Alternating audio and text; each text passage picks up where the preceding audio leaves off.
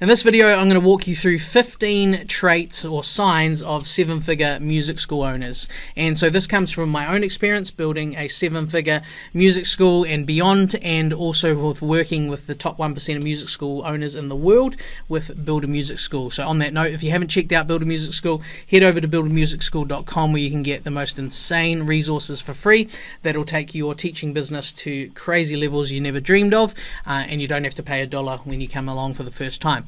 So I want to jump into these traits, and these are things, as I mentioned, for myself and working with the top school owners in the world. And these are things that you can use as a benchmark for yourself. So as we're going through these 15 things, ask yourself, am I this type of person, or is this a skill set I need to develop?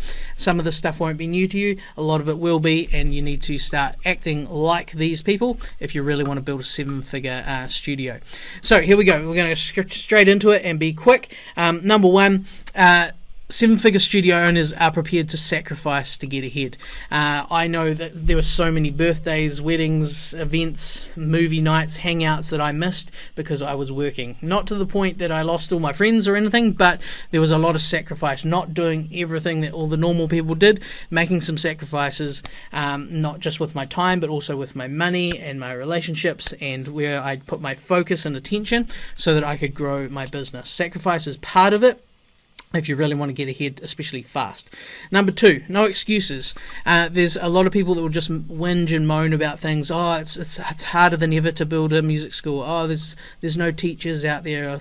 Oh, it's just people don't want to pay what it's worth. Oh, inflation's killing me. All this sort of stuff is just excuses. People that have got the seven-figure mindset for music school owners, they don't see that as stuff they sit around and moan about. They see them as problems, and business is a game of solving problems after problem after problem and finding solutions. And so that's number two. They don't have excuses. Number three, they learn how to sell and learn how to get rejected, and so you develop thick skin and resilience. Selling, as we probably all know, is one of the most important skills in business, because that's what generates the cash flow and brings the customers in, spending money with you. And so if you haven't developed that skill of how to sell, you're going to have a much tougher time. So the top studio owners they'll learn about selling, like how do you do it well? What is it like to sell over the phone? What is it like to do a pitch in front of a school full of children who might be interested in lessons? All those different experiences where you're involved with students, parents, etc. If you learn how to sell better, that percentage that you can close better literally changes how much money you will earn and how fast your music school will grow. So that is number three. Number four is they diversify their income, and they do it in a way that forces them not to get emotionally attached to one thing. It's very easy to do one thing well, buy yourself a job and do that well. But it's a lot harder, and this is what seven-figure studio owners do well, is that they get the one thing working really well, and they don't stay in it and stay emotionally attached, like, no, I want to do this forever, this is the calling, and that's okay if you want to do that. But the seven-figure music school owners, they actually start to diversify their income. And so think about it as like legs on a chair. You don't want to sit on a one-legged chair, you fall off. So you need those other legs to hold you up. Those are those other diversified revenue streams. And that's definitely a seven-figure thing to do. And so if something crashes, like you have a COVID situation or any sort of drama, you get kicked out of your building for a while, you've got anything that's forced upon you, perhaps one of those legs comes off, but you're held up by the other 2, 3, 5, 6. So that is definitely a big thing that I see with the seven-figure music school owners taking that seriously. Number five, they learn to lead, and they push tasks and responsibilities down. So if you looked at everything that you do on your to-do list and you put a dollar value of what you would pay someone to do it, or how valuable it is to you, there's going to be tasks that are, $10 an hour tasks, $20 an hour tasks, like cleaning, vacuuming, maybe some admin. There's a lot of lower level things that pretty much anyone with half a brain can do, right? And then there's the higher level stuff. Even you watching this video right now, that is a higher level activity because you're focusing on your business development, thinking big picture, strategy, talking to someone that's done it on a high level, etc., right? And then there'll be things sort of in the middle, like say marketing.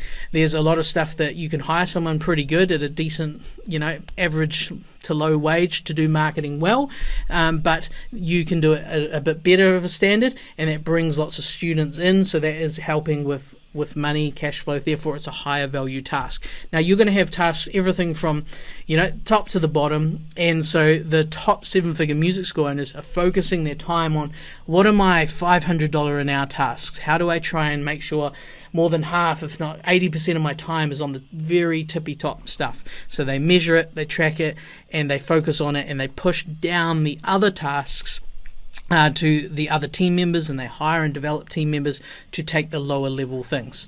And obviously another part of that is developing those people to then move up to the next level and the next level, and continue to push things down further and further, and the thing just gets bigger and bigger. And that was one of the secrets to how I went from having myself, just one team member, to a whole music school with 60 team members. Pretty crazy.